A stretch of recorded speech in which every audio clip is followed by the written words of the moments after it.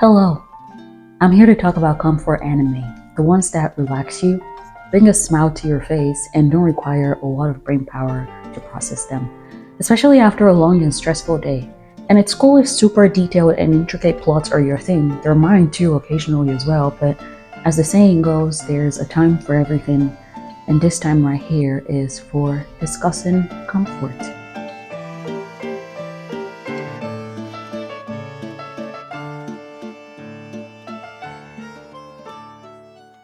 Anime has been a huge part of my life, and I stumbled upon it right before I began my perilous teenage years.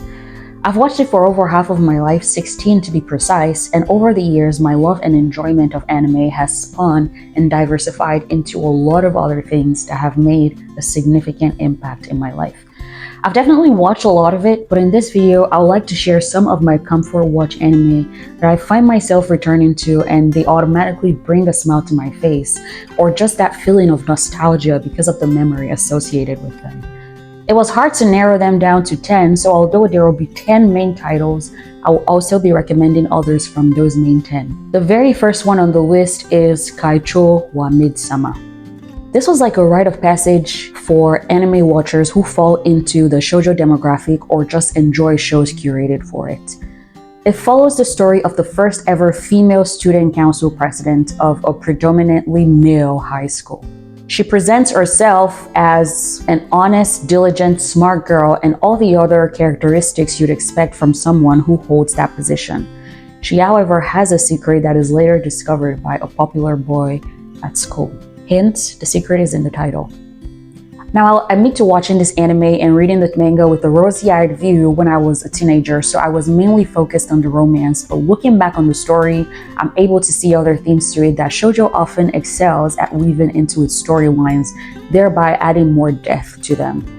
Like Misaki's overly self-reliant behavior and her hostility toward men that stemmed from her relationship with her dad. And then we also have Usui's self-assured, unflustered demeanor that was hiding a very lonely life. These were two people who were dealing with feelings of being unwanted but happened to find love and comfort with each other. Now, I don't know about you, but that's a beautiful story to me. If you enjoyed watching Kaichou wa maid-sama, try watching Special A. The art is not as clean and the storyline is more friendship focused, but it definitely gives off the same push and pull romantic vibe that you got from maid-sama. And for a more recent recommendation, Horimiya. The story as a whole is wholesome, but it still gives you a glimpse of the daunting process of growing up. The anime covers a portion of the story, but the manga is quite amazing as well. Next up, we have Ouran High School Host Club. Similar to Kaichou wa maid-sama, I'd say this was also a rite of passage anime for the shoujo demographic. The show revolves around Aruhi Fujioka, a scholarship student at the elite private school Ouran Academy. Haruhi one day stumbles upon a host club while looking for a quiet place to study and mistakenly breaks an antique vase during an encounter with its members and is made the club's errand boy to pay off the debt of breaking the vase.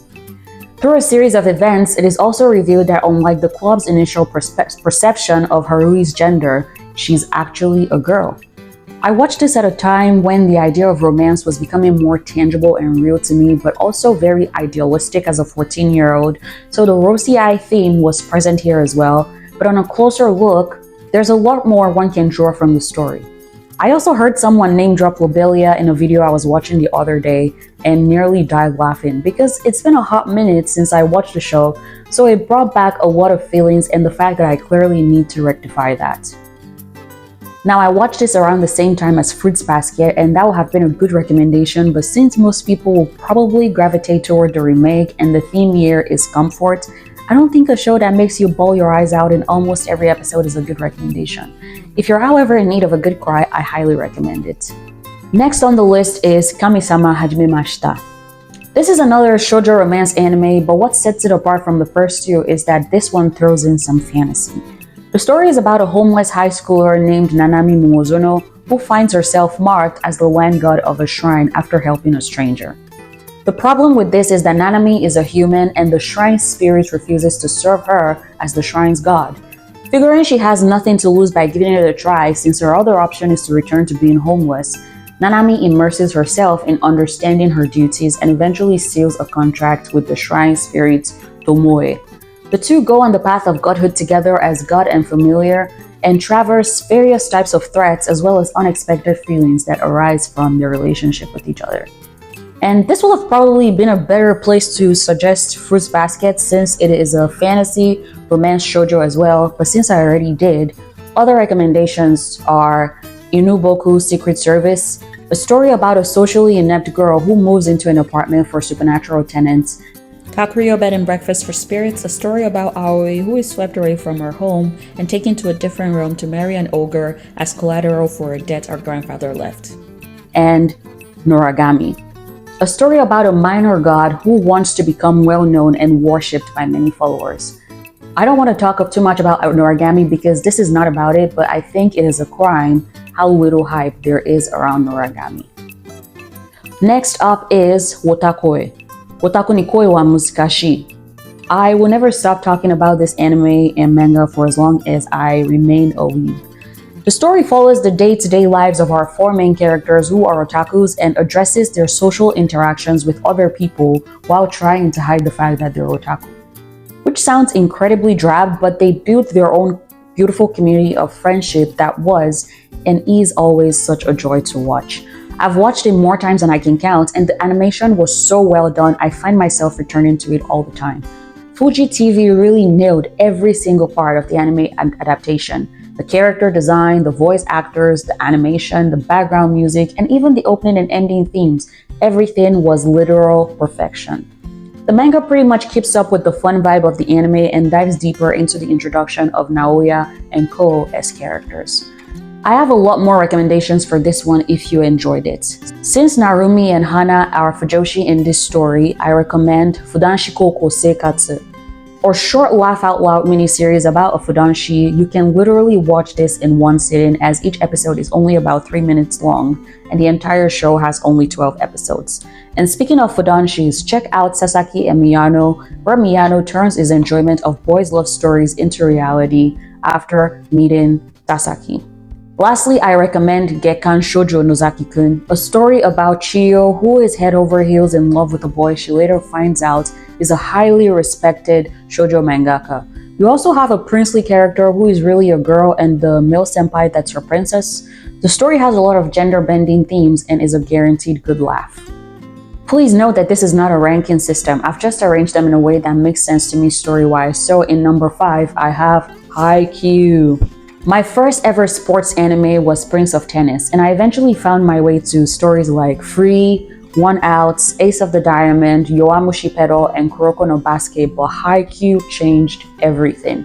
I've never been so invested in so many characters in a story.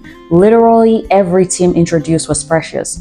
This is a story about the sport of volleyball and especially the character Hinata's journey to prove himself in a sport that he's not physically equipped for. Through his journey, we get introduced to friends and rivals that contribute to his growth as an athlete, but also get a lesson in the power of teamwork, friendship, and self-improvement in team sports. It also has, I dare say, some of the most lovable characters in anime. As someone who has never played any type of sport, anime like these make it easy to learn about them and also see why people love them so much. All the recommendations in this one have been previously mentioned. So check out Prince of Tennis for, you guessed it, tennis, Ace of the Diamond and One Outs for baseball, Yowamushi Pedal for cycling, Kuroko no Basket for basketball, and lastly, Free for swimming but make it kind of gay. And since we're on the topic of gay sports anime, that brings me to the next anime on my list, Yuri on Ice. I've separated this one from the other anime that fall into the sports category because I think it deserves its own spot on my list.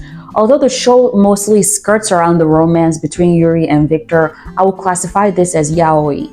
Based on the beautiful sport of figure skating, Yuri on Ice follows the story of Yuri, who has started to feel ambivalent about his career in the sport when he catches the attention of a skating champion that he admires. There are lots of lovable characters in this one as well, and it was such a joy to watch Yuri work hard to revive his career. But what stood out to me in this story is the relationship between Victor and Yuri and how it's portrayed. Yuri was obviously dealing with a lot at the point where the story starts, and the emotional support that he got from Victor throughout the story that went beyond just their professional relationship was really beautiful to watch. I already covered other sports anime I'm familiar with, so I have no additional recommendations here. Up next is Barakamon. Barakamon is a very wholesome story of finding community and friendship in the least expected places.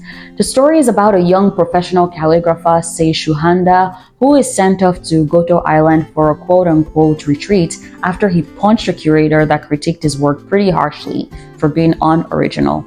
I'd say that's a pretty intense reaction as well, but the show also touches on the intense and all-encompassing feelings that come from being an artist, especially being a professional one at the young age of 23. In this new community and through the relationships Anda builds, we get to see him grow as an artist who eventually discovers his own unique style, but we also get to see his development as a person. Watching this again after the pandemic really highlighted the importance of human interaction in a supportive and loving community. The pandemic amplified the individualistic nature of America as a society, and a lot of us can be deceived into thinking that we're better off that way. But give this a watch or a rewatch and it might just awaken the desire for human interaction in you. I'm also saying this as an introvert who is farther left on the continuum scale and does pretty well with solitude, so I think that gives it some merit. There are no recommendations for this one as well, so on to the next one. Gakuen Babysitters. Although the premise of this story is sad because it's about two brothers, Yurichi and Kotaro, who become orphans after the sudden death of their parents in a plane crash. The boys are offered a home and care by the chairwoman of a prestigious academy who also lost her family in the same plane crash. She offers them free housing and tuition on the condition that Ryuichi helps out with the school's daycare center, hence the title of the anime, Gakuen Babysitters. The boys are obviously dealing with loss at a very young age, especially with Kotaro being a preschooler who attends the daycare that Ryuichi babysits at. But the loneliness they feel from having only themselves to call family is cushioned by the community they build through this opportunity. There are definitely very sad aspects to this anime, and I can feel myself getting a bit teary-eyed just imagining someone I know going through the same thing. But those sad parts are balanced very well with the wholesomeness of the show. You also get a very high dosage of cute chubby babies who are pure, untainted, innocent, and just make you see the good parts of an otherwise cruel world. If you enjoyed this show, another good show to give a watch is Sweetness and Lightning, a story about a single father who has to raise his daughter alone after the unexpected death of his wife. Both shows share a similar theme of loss while also being extremely wholesome. The next and last two on the list will be lumped together because I get the same feeling of enjoyment from them: Hunter x Hunter and Fairy Tail. Unlike the other anime I've mentioned so far, these two have a lot more adventure and action packed into them, but I couldn't exclude them from the list. I mean, I just rewatched Hunter x Hunter for like the 7th time last month, and I rewatched all of Fairy Tail last year, probably for the 7th time as well.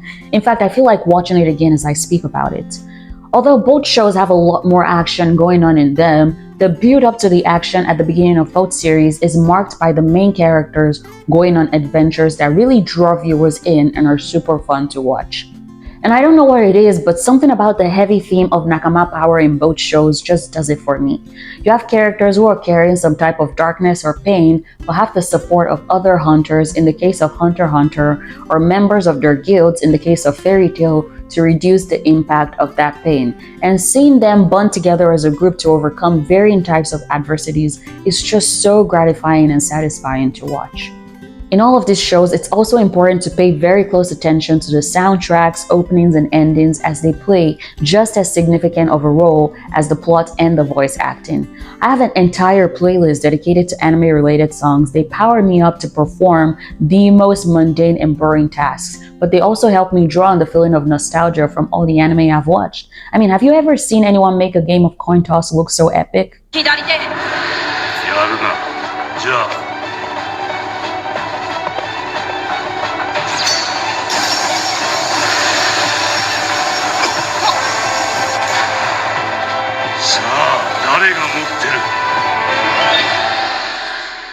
You get the point. And while we're on the topic of soundtracks, can someone help me track down the official title of the Absolute Zero soundtrack for Silver in Fairy Tail? I need that shit on my playlist, but I've been settling for listening to it on YouTube for years now. So those are my 10 main titles and a lot of recommendations, but before I wrap up the video, I also want to recommend some recently completed shows that I know I'll be rewatching multiple times.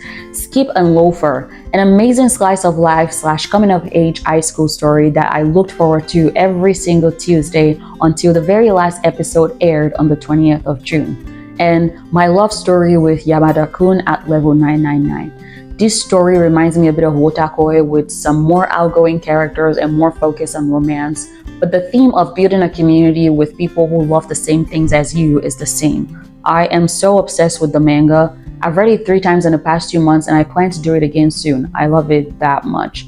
The last episode is going to air on this Saturday as I'm recording this video, and I'm looking forward to it after I finish filming. That brings the video to an end. Which one of these titles have you watched and which ones would you recommend based on the list? I probably have no business adding more titles to the list of anime I want to watch, but I'm nothing if not optimistic that I'll get to them all someday. Thanks for watching, and whatever day you find yourself watching this, make it a great one. Bye!